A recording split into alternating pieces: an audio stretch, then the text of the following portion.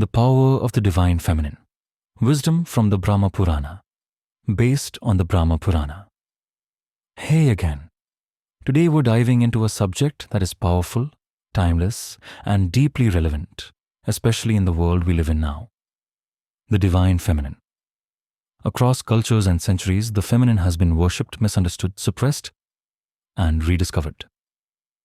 But in the Brahma Purana, there's no confusion.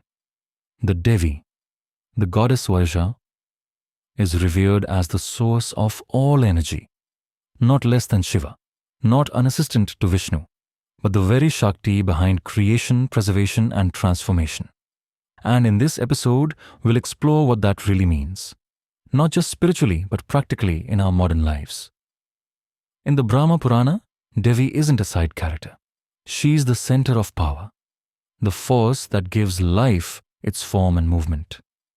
There's a powerful saying, Shiva without Shakti is Shava, lifeless. When the Purana speaks of goddesses like Saraswati, the source of wisdom and speech, Lakshmi, the essence of abundance and grace, Durga, the fierce force that protects Dharma, Parvati, the grounding presence of divine motherhood.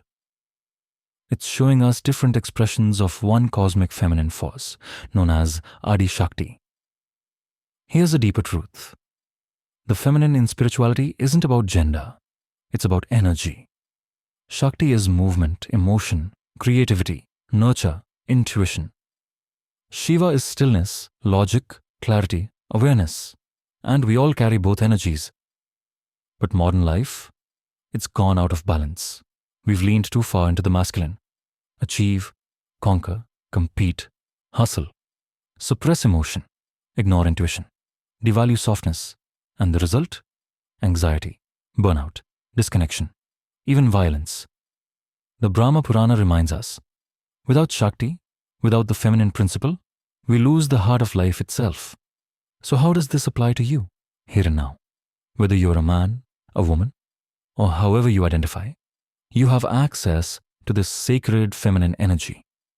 In practical terms, it shows up as emotional intelligence, nurturing relationships, creativity in problem solving, receptiveness to others, the courage to feel deeply and act with compassion.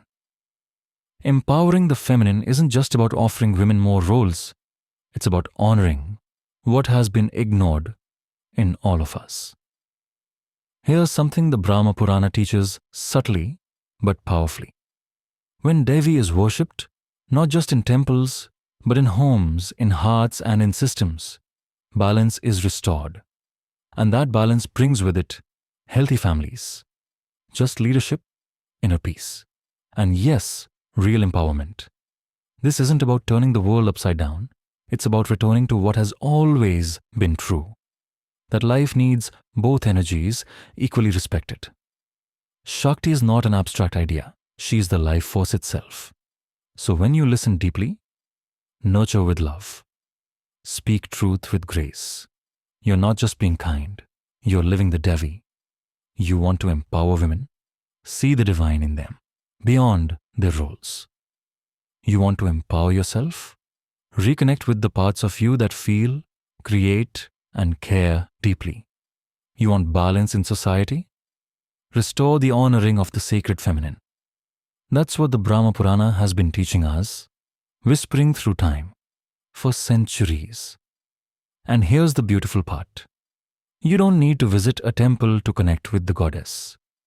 Just sit in silence, offer a kind word, stand up for someone without power, create beauty, honor your own feelings.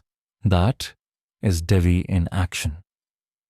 In our next episode, we'll explore the divine architects of the universe, the creators and sustainers of cosmic order. But until then, let me leave you with this. When you honor the Shakti in others, you awaken it in yourself.